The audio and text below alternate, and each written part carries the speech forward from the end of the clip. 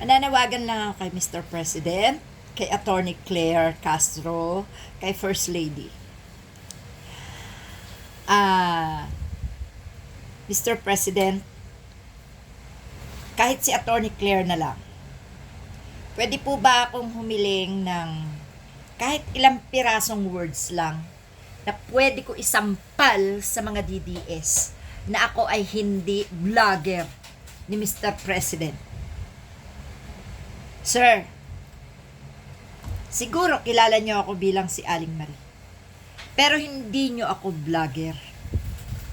Ang ipinipilit ng mga DDS, mga kampon ni Sara na lumulusob sa aking page, ako daw ay bayaran niyo.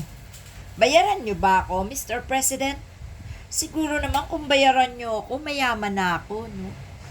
Ha? Hindi lang siguro ako magdo-donate sa simbahan ng paisa-100, no? Attorney Claire, kilala ko ang isang kliyente mo, kaibigan ko. Pwede po ba na ikaw mismo, bilang transparency, bigyan niyo ako ng kahit ilang words na nagpapatunay na hindi ako vlogger ni Mr. President, dahil ang sinasabi ng mga DDS, vlogger daw ako ni Bangag at ako daw ay nakadrugs. Alam niyo po, ayokong patulan tong mga hudas na to no? Kaya lang, sa kanilang pagiging trolls, wala pa pong gumagawa na i-raid ang troll farm ni Sara Duterte para yung mga kabutihan at mga tama nating sinasabi ay maipakalat sa buong Pilipinas at nang mawala na ang mga katulad ng kampon ng mga Duterte. Sabi nga po nung iba, mahusay ang mga Duterte dahil may troll farms at yan ay sa pagtulong ng taga-China. Kayo daw dati may troll farms, pero inalis nyo na rin. Okay lang po. Tama po yun. At least lahat katotohanan ang masasabi ng tao para sa inyo. Pero sa ngayon po, na itong mga DDS supporters na po, ang nagkakalat ng kawalangian sa ating bansa, wala po ba kayong magagawa dito para i-raid nyo na lang itong mga troll farm na ito ni Sara Duterte? Matagal na po ito, 2016 pa. Yan po ang sumisira sa inyo, no?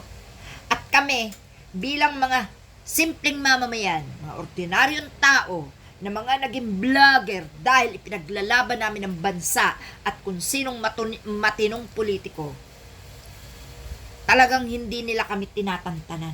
Hindi po ako takot sa mga yan. Hindi po ako duwag. Kaya lang po, ang mga mamamayan na matitino, nababasa ang kanilang mga kabastusan. Nababasa ang kanilang mga fake news. Tama po ba na palaging maririnig ng taong bayan na si Mr. President ay bangag? Amo namin si bangag. Yan po ang sinasabi nila. Hanggang kailan kaya namin kayo pagtatanggol? Pero dapat, ipagtanggol nyo rin kami.